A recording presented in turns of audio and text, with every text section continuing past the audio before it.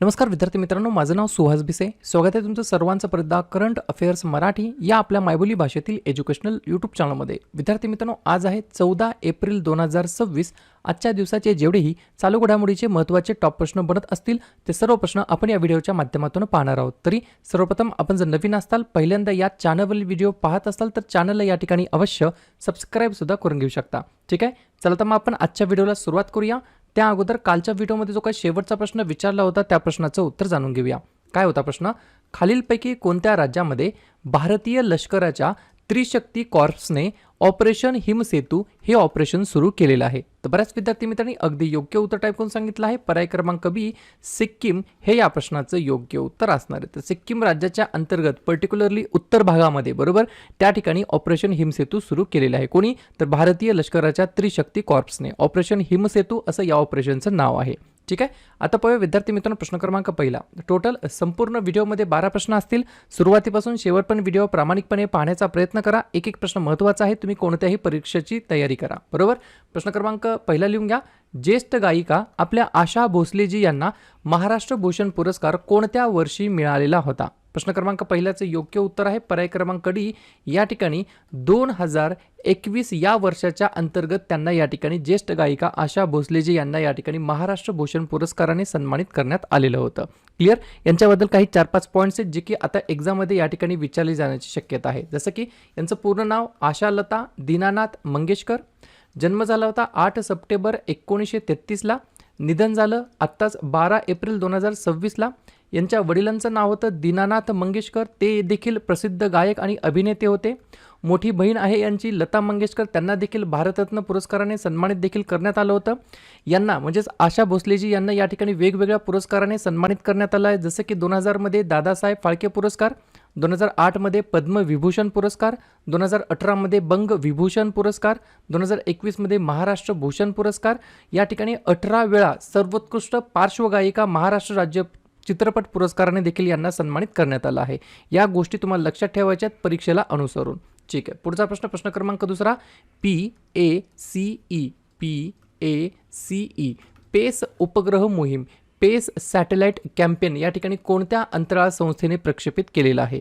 2 नंबरच्या प्रश्नाचं योग्य उत्तर आहे पर्याय क्रमांक सी. नासा हे या प्रश्नाचं योग्य उत्तर असणार आहे. तर नासाने काय केलेलं आहे? तर पेस उपग्रह मोहीम या ठिकाणी प्रक्षेपित केलेली आहे. याच्याबद्दल 2-4 पॉईंट्स ते लिहून घ्या. PACE याचा फुल फॉर्म काय? तर plankton, aerosol, cloud and ocean ecosystem. Clear? प्रक्षेपण रॉकेटचं नाव काय? तर SpaceX फाल्कन 9 रॉकेटद्वारे हे प्रक्षेपण करण्यात आलं. उद्देश काय होता? तर हा उपग्रह महासागरातील सूक्ष्मजीव, हवेतील कण आणि ढग यावर संशोधन करतो. वैशिष्ट्य काय आहे याच्यामध्ये? तर हे हवेच्या गुणवत्तेचे निरीक्षण आणि हवामान बदलाचा महासागरांवरती होणारा परिणाम अभ्यासण्यासाठी या ठिकाणी मदत होतं. बरोबर. तर अशा प्रकारचं हे पेस सॅटेलाइट काय आहे? तर मोहीम आहे, कॅम्पेन आहे जी की नासाने या ठिकाणी सुरू केलेलं आहे. नासा फुल फॉर्म आहे नासा. या ठिकाणी national aeronautics and space administration. स्थापना झाली 1 ऑक्टोबर 1958ला. संस्थापक आहेत ड्वाइट डी आईन्सहॉवर. प्रशासक आहेत बिल नेल्सन आणि मुख्यालय आहे वॉशिंग्टन DC अमेरिका या ठिकाणी. पुढचा प्रश्न प्रश्न क्रमांक तिसरा. ऑस्ट्रेलियाच्या डेकिन विद्यापीठाने उपयोजित कृत्रिम बुद्धिमत्तेला चालना देण्यासाठी कोणत्या राज्य सरकारसोबत सामंजस्य करार केलेला आहे? 3 नंबरच्या प्रश्नाचं योग्य उत्तर आहे पर्याय क्रमांक बी. तेलंगणा हे या प्रश्नाचं योग्य उत्तर असणार आहे. तर तेलंगणा या राज्य सरकारसोबत या ठिकाणी सामंजस्य करार केलेला आहे. कोणी? तर डेकिन विद्यापीठाने. कुठले आहे? तर ऑस्ट्रेलियामधील ही युनिव्हर्सिटी आहे.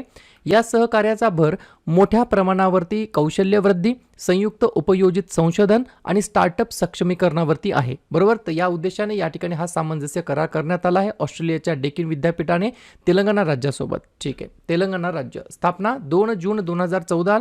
मुख्यमंत्री रेवंत रेड्डी. राज्यपाल शिवप्रताप शुक्ला. राजधानी हैदराबाद. 2 महत्त्वाचे राष्ट्रीय उद्यान मृगावानी आणि महावीर हरिणा आणि 2 महत्त्वाचे धरण सिंगूर आणि पोचरम. पुढचा प्रश्न प्रश्न क्रमांक 4. जिथे 1,500 वर्ष जुने जलाशय सापडलेले आहे ते एलिफंटा बेट भारताच्या कोणत्या राज्यामध्ये स्थित आहे? साधी गोष्ट आहे, आपलं राज्य महाराष्ट्र राज्य हे या प्रश्नाचं योग्य उत्तर असणार आहे. तर महाराष्ट्र राज्याच्या अंतर्गत जवळपास 1,500 वर्ष जुनं जलाशय या ठिकाणी सापडलेलं आहे. एलिफंटा बेट या ठिकाणी ते स्थित आहे. क्लिअर? महाराष्ट्र. आपल्या राज्याची स्थापना 1 मे 1960ला झाली. याच दिवशी गुजरात या राज्याची स्थापना झाली आणि हाच दिवस आपण इंटरनॅशनल लेबर डे म्हणून साजरा करतो. मुख्यमंत्री आहेत देवेंद्र फडणवीस, राज्यपाल आहेत जिष्णुदेव वर्मा, राजधानी आहे मुंबई. 3 महत्त्वाचे राष्ट्रीय उद्यान चांदोली, संजय गांधी आणि ताडोबा आणि 4 महत्त्वाचे धरण उजनी, पवना, जायकवाडी आणि कोयना. पुढचा प्रश्न क्रमांक 5. आयुष शेट्टी हा जो काही खेळाडू आहे तो कोणत्या खेळाशी संबंधित आहे? 5व्या नंबरच्या प्रश्नाचं योग्य उत्तर आहे पर्याय क्रमांक डी, बॅडमिंटन खेळाशी संबंधित आहे. 100% हा प्रश्न विचारला जाणार स्पोर्ट्स अँड प्लेयर या कॅटेगरीमध्ये. बरोबर. आत्ताच या ठिकाणी बॅडमिंटन आशिया चॅम्पियनशिप 2026 झाली, ज्याच्यामध्ये चीनच्या शी युकीने आयुष शेट्टीला हरवून पुरुष एकेरीचं विजेतेपद जिंकलेलं आहे. हे जे काही शी युकी आहेत बरोबर, यांनी या ठिकाणी गोल्ड मेडल पटकावलेलं आहे, तर आपल्या आयुष शेट्टी यांनी या ठिकाणी रौप्य पदक म्हणजेच सिल्वर मेडल या ठिकाणी जिंकलेलं आहे. ही देखील गोष्ट तुम्हाला लक्षात ठेवायची आहे. आणि कोणत्या चॅम्पियनशिपमध्ये? बॅडमिंटन आशिया चॅम्पियनशिप 2026. ठीक आहे. पुढचा प्रश्न क्रमांक 6. टिंबटिंब ही भारतातील 1 ट्रिलियन रुपयांच्या उलाढालीचा टप्पा ओलांडणारी पहिली fast moving consumer goods FMCG company ठरली आहे. कोणती? FMCG. फुल फॉर्म काय? Fast moving consumer goods. 6व्या नंबरच्या प्रश्नाचं योग्य उत्तर आहे पर्याय क्रमांक सी, अमूल हे या प्रश्नाचं योग्य उत्तर असणार आहे. तर अमूल हा जो काही ब्रँड आहे तो या ठिकाणी भारतातील 1 ट्रिलियन रुपयांच्या उलाढालीचा टप्पा ओलांडणारा पहिला या ठिकाणी FMCG कंपनी या ठिकाणी ठरलेली आहे. पुढचा प्रश्न, अहमद अबुल गैत यांच्यानंतर अरब लीगच्या पुढील महासचिवपदी कोणाची नियुक्ती करण्यात आलेली आहे? तर पर्याय क्रमांक बी, नबील फहमी असं त्यांचं नाव आहे. काय नाव आहे? नबील फहमी असं त्यांचं नाव आहे. 1945 मध्ये कैरो येथे स्थापन झालेली अरब राष्ट्रांची संघटना ही पश्चिम आशिया आणि उत्तर आफ्रिकेतील 22 अरब देशांची एक प्रादेशिक संघटना आहे. तर नबील फहमी असं त्यांचं नाव आहे. त्यांना या ठिकाणी नियुक्त करण्यात आलं आहे महासचिवपदी. कशाच्या? तर या ठिकाणी अरब लीगच्या पुढील महासचिवपदी. प्रश्न आहे एखाद्या नियुक्तीबद्दल, तर बाकीच्या लेटेस्ट अपॉइंटमेंट्सवरती आपण एकदा चर्चा करूया. तुम्ही अभ्यास किती करता हे बिलकुल महत्त्वाचं नाहीये, केलेल्या अभ्यासावरती परत किती रिव्हिजन मारता हे महत्त्वाचं ठरणार आहे. लिहून घ्या. BROचे 29वे महासंचालक हरपाल सिंग, अणुऊर्जा नियामक मंडळाचे अध्यक्ष AK बालसुब्रमण्यम, CRPFचे नवीन DIG रविशंकर छबी, लोकसभा विशेषाधिकार समितीचे अध्यक्ष Ravi Shankar Prasad, drug controller general of India बनले डॉक्टर राजीव सिंग रघुवंशी, सेबीमध्ये कार्यकारी संचालकपदी डॉक्टर सदानंद दाते, राष्ट्रीय खनिज विकास महामंडळाद्वारे संचालकपदी कृष्णकुमार ठाकूर यांची नियुक्ती, राष्ट्रीय मागासवर्गीय आयोगाचे अध्यक्ष साध्वी निरंजन ज्योती, मुंबई महानगरपालिकेच्या पहिल्या महिला आयुक्तपदी अश्विनी भिडे, महाराष्ट्र राज्य खो खो संघटनेच्या अध्यक्षपदी सुनेत्रा पवार आणि भारत जनगणना 2027 ब्रँड अँबॅसेडरपदी सुदर्शन पटनायक यांची निवड करण्यात आलेली आहे. पुढचा प्रश्न, डॉक्टर बाबासाहेब आंबेडकर यांची जयंती कोणत्या दिवशी साजरी करण्यात येत असते? तर आजच्या दिवशी विद्यार्थी मित्रांनो पर्याय क्रमांक ए, 14 एप्रिलला दरवर्षी आपण या ठिकाणी डॉक्टर बाबासाहेब आंबेडकर यांची आपण जयंती साजरी करत असतो. लक्षात घ्या, डॉक्टर बाबासाहेब आंबेडकर यांना 1990 मध्ये मरणोत्तर भारतरत्न पुरस्काराने देखील सन्मानित करण्यात आला आहे. हा प्रश्न मोस्ट रिपीटेड आहे. कधी हा प्रश्न रिपीट विचारण्यात येत असतो. क्लिअर? तर डॉक्टर बाबासाहेब आंबेडकर यांची जयंती आज आहे 14 एप्रिल. जयंतीनिमित्त सर्व विद्यार्थ्यांना चॅनलकडून हार्दिक शुभेच्छा. ठीक आहे. प्रश्न आहे महत्त्वाच्या दिवसाबद्दल. तर लगेच काय करूया, एप्रिल महिन्यातील जेवढेही महत्त्वाचे दिवस असतील त्याच्यावरती आपण एकदा रिव्हिजन टाकूया. लिहून घ्या. 1 एप्रिल ते 7 एप्रिल अंधत्व प्रतिबंध सप्ताह, 2 एप्रिल आंतरराष्ट्रीय बालपुस्तक दिवस, 4 एप्रिल खान जागृतीसाठी आंतरराष्ट्रीय दिवस, 5 एप्रिल राष्ट्रीय सागरी दिवस, 7 एप्रिल जागतिक आरोग्य दिवस, 9 एप्रिल जलसंधारण दिवस, 11 एप्रिल महात्मा ज्योतिबा फुले यांची जयंती आणि जागतिक पार्किन्सन्स दिवस, 13 एप्रिल जालियनवाला बाग स्मृती दिवस, 14 एप्रिल डॉक्टर बाबासाहेब आंबेडकर यांची जयंती, 15 एप्रिल जागतिक कला दिवस आणि जागतिक सांस्कृतिक दिवस, 16 एप्रिल जागतिक ध्वनी दिवस, 18 एप्रिल आंतरराष्ट्रीय स्मारके व जागा दिवस आणि जागतिक वारसा दिवस, 21 एप्रिल भारतीय नागरी सेवा दिवस, 22 एप्रिल जागतिक पृथ्वी दिवस, 23 एप्रिल जागतिक पुस्तक दिवस आणि इंग्रजी भाषा दिवस, 24 एप्रिल भारतीय पंचायती राज दिवस, 25 एप्रिल जागतिक मलेरिया दिवस, 26 एप्रिल जागतिक बौद्धिक मालमत्ता दिवस आणि 29 एप्रिल आंतरराष्ट्रीय नृत्य दिवस. क्लिअर? पुढचा प्रश्न क्रमांक 9. आर्थिक वर्ष 2025-26 मध्ये GEM पोर्टलद्वारे 22,337 कोटींची खरेदी करून कोणते राज्य देशामध्ये अव्वल राज्य ठरलेलं आहे? तर पर्याय क्रमांक डी, उत्तर प्रदेश हे राज्य देशामध्ये अव्वल स्थानी आलेलं आहे. GEM ही एक शासकीय संस्था आहे. विभाग आणि सार्वजनिक क्षेत्रातील उपक्रमांद्वारे खरेदी केल्या जाणाऱ्या वस्तू आणि सेवांसाठी एक असलेलं समर्पित मार्केट प्लेस आहे. या पोर्टलचा उद्देश सार्वजनिक खरेदीमध्ये पारदर्शकता म्हणजेच ट्रान्सपरन्सी, कार्यक्षमता, इफिशियन्सी आणि वेग वाढवणे या ठिकाणी याच्या मागचा हे मेन उद्देश आहेत. तर पर्याय क्रमांक डी, उत्तर प्रदेश हे राज्य या ठिकाणी GEM पोर्टलद्वारे या ठिकाणी खरेदी करून या ठिकाणी देशातील अव्वल राज्य या ठिकाणी ठरलेलं आहे. उत्तर प्रदेश स्थापना 24 जानेवारी 1950, मुख्यमंत्री आदित्यनाथ योगी, राज्यपाल आनंदीबेन पटेल, राजधानी लखनौ. 2 महत्त्वाचे राष्ट्रीय उद्यान दुधवा आणि पिलीभीत आणि एकच महत्त्वाचं धरण रिहंद नावाचं. पुढचा प्रश्न क्रमांक 10.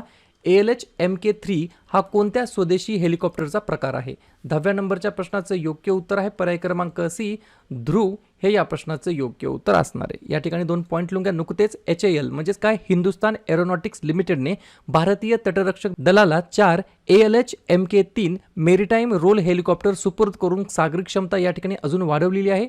ALH MK3 हे स्वदेशी ध्रुव ॲडव्हान्स्ड लाईट हेलिकॉप्टर सागरीचे काय आहे, कॅटेगरीचे एक प्रकार आहे, टाईप आहे.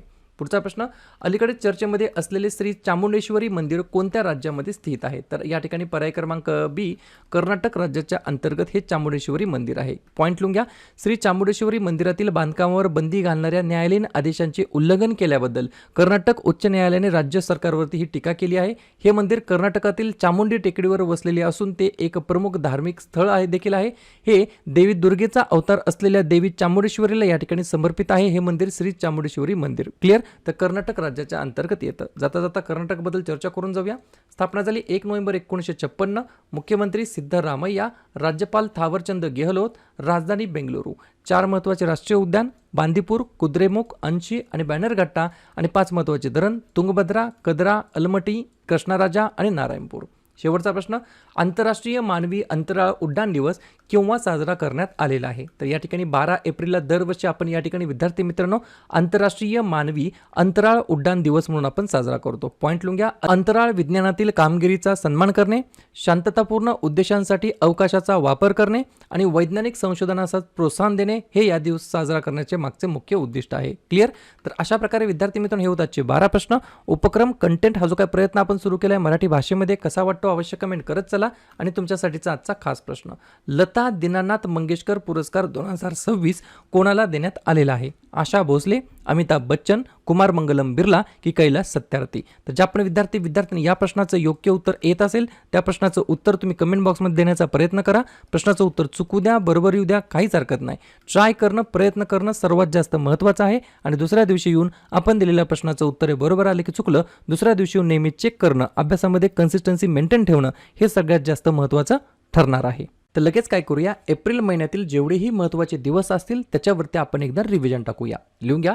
1 एप्रिल ते 7 एप्रिल अंधत्व प्रतिबंध सप्ताह, 2 एप्रिल आंतरराष्ट्रीय बालपुस्तक दिवस, 4 एप्रिल खान जागृतीसाठी आंतरराष्ट्रीय दिवस, 5 एप्रिल राष्ट्रीय सागरी दिवस, 7 एप्रिल जागतिक आरोग्य दिवस, 9 एप्रिल जलसंधारण दिवस, 11 एप्रिल महात्मा ज्योतिबा फुले यांची जयंती आणि जागतिक पार्किन्सन्स दिवस, 13 एप्रिल जालियनवाला बाग स्मृती दिवस, 14 एप्रिल डॉक्टर बाबासाहेब आंबेडकर यांची जयंती, 15 एप्रिल जागतिक कला दिवस आणि जागतिक सांस्कृतिक दिवस, 16 एप्रिल जागतिक ध्वनी दिवस, 18 एप्रिल आंतरराष्ट्रीय स्मारके व जागा दिवस आणि जागतिक वारसा दिवस, 21 एप्रिल भारतीय नागरी सेवा दिवस, 22 एप्रिल जागतिक पृथ्वी दिवस, 23 एप्रिल जागतिक पुस्तक दिवस आणि इंग्रजी भाषा दिवस, 24 एप्रिल भारतीय पंचायती राज दिवस, 25 एप्रिल जागतिक मलेरिया दिवस, 26 एप्रिल जागतिक बौद्धिक मालमत्ता दिवस आणि 29 एप्रिल आंतरराष्ट्रीय नृत्य दिवस.